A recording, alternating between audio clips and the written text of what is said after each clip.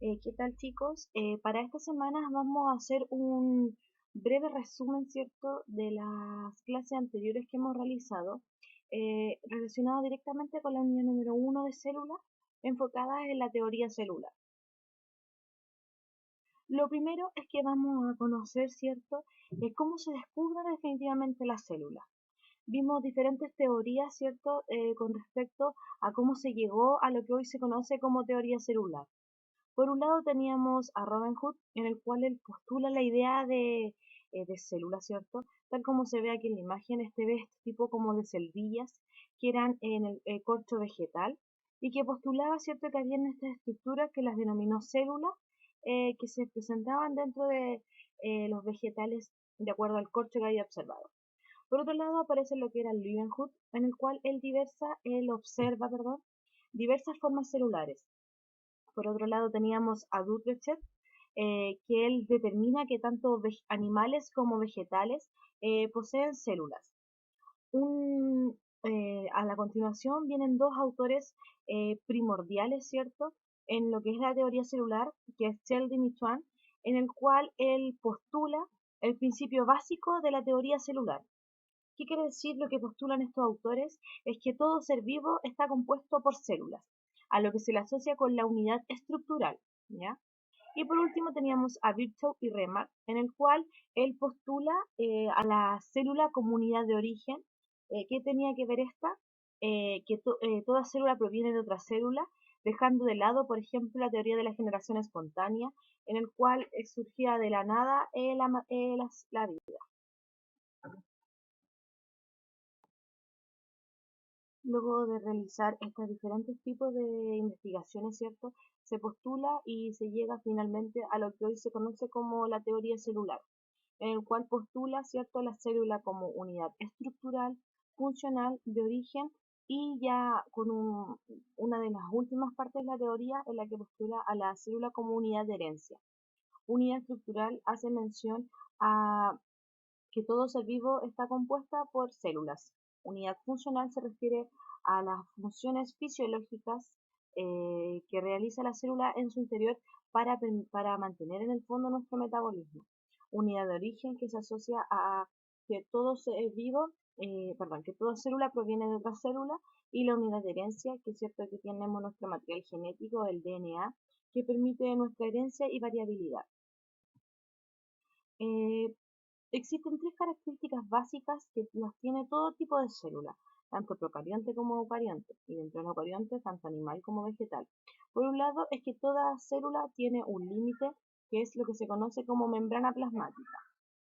Por otro lado también es que tenemos este centro de almacenamiento de información genética, que es conocida como DNA, ¿ya? Y que tiene procesos metabólicos que van a permitir en el fondo la mantención de la célula o del organismo en sí. Con, respe- con respecto a este último punto, tenemos el metabolismo, ¿cierto?, que son estos conjuntos de reacciones celulares que permiten la mantención de la célula o del organismo en sí. Existen dos tipos de metabolismo: el anabolismo, que son aquellas reacciones químicas que se dan desde sustancias simples hacia más complejas. Por lo tanto, aquí lo que pasa es que se requiere energía. Y por otro lado, tenemos lo que es el catabolismo, que son reacciones químicas desde sustancias complejas hacia más simples, es decir, que liberan energía. Por ejemplo, un ejemplo de anabolismo de sustancias simples a complejas, por ejemplo, desde el aminoácido a la formación de una proteína, o catabolismo lo contrario, desde la proteína hacia la formación de aminoácidos. Tenemos dos grandes tipos de células, las procariontes y las eucariontes, tal como se refleja aquí en la tabla. Por un lado, tenemos lo que son los procariontes. Los procariontes, sus representantes son principalmente lo que son las bacterias. Tenemos, por ejemplo, la salmonella, la Escherichia coli, etcétera, ¿cierto? Todas estas que producen, por ejemplo, enfermedades. Y las eucariontes tenemos, por otro lado, lo que son los protistas, como por ejemplo las algas, el cochayuyo, ¿ya? Protozoos, ¿cierto?, como la ameba, el paramecio, fungi también, que está dentro de lo que son los hongos, y plantas también como los musgos, las flores, el pino, etcétera, y animal como las moscas, las medusas, pumas, etcétera. Con respecto al tamaño y la forma, tenemos que en los procariontes va de 0 a 10 milímetros de diámetro. Y en el caso de las eucariontes tenemos de 10 a 50. Otro aspecto es el tema de la membrana plasmática, tal como lo dije yo, todo tipo de célula tiene membrana plasmática, tanto las procariontes como las eucariontes tienen una doble capa de fosfolípidos y de proteínas. ¿Ya? Con respecto a la pared celular, el tema de los procariontes está presente en todos los tipos de procariontes, son de glicoproteínas o de peptidoglucano, y en el caso de las eucariontes, la pared celular no está presente en todas, sí, por ejemplo, está en las células vegetales, que es de celulosa, o también como protistas y hongo, que está la que es la quitina. Por otro lado, tenemos el DNA. El DNA, en el caso de los procariontes, se encuentra libre en el citoplasma, o sea, disperso, ¿cierto? Tal como lo habíamos dicho muchas veces, y es de tipo circular. Y para el caso de las eucariontes, está asociada principalmente a que se encuentra al interior del núcleo, eh, en, asociada a proteínas como proteínas que se denominan histonas y no histónicas también, ¿ya? Principalmente el tema de los eucariontes es que el DNA se guarda al interior del núcleo, ¿ya? Y con respecto a los compartimentos citoplasmáticos, en el caso de los procariontes, carece de esto. ¿Qué quiere decir esto? Que no tiene estos organelos pequeños que cada uno va a llevar una función en sí. Caso contrario pasa en los eucariontes, que sí tienen estos compartimentos, como por ejemplo las mitocondrias, los cloroplastos, las lisosomas, las vacuolas, el retículo, y que estas tienen su propia membrana también. Una característica común que presenta es la presencia de ribosomas. Los ribosomas se observan tanto en procariontes como eucariontes, ¿ya?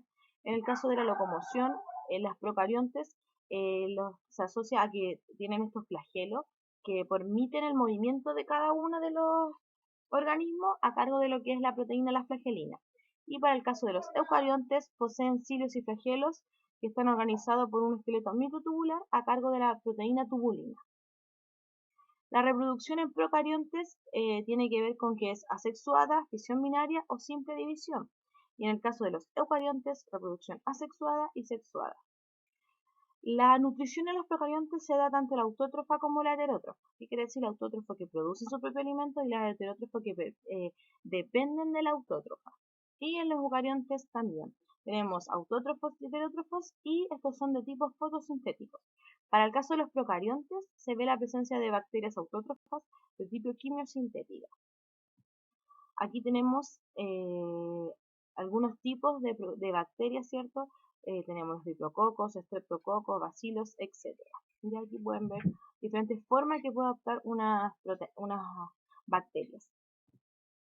La función de las bacterias se asocia principalmente a lo que es la descomposición. ¿Qué quiere decir? De acuerdo al ciclo, ¿cierto?, del ecosistema, es devolver esta materia al sistema en sí para que siga su curso.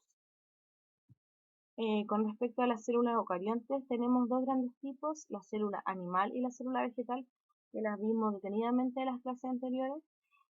Lo primordial acá es que existen diferencias de unas con otras, si bien todas tienen núcleo, mitocondria, vacuolas, entre otros, existen tres estructuras que lo caracterizan una con otra. En el caso de la célula vegetal, ella tiene una pared celular, además de la membrana, cosa que la animal no la tiene. Además presenta cloroplasto, ¿cierto? El tema de la fotosíntesis que lo realiza la vegetal y la animal no lo tiene. Y además carece de centriolos, pero la célula animal sí la tiene, que estos van a participar después en lo que es la división celular.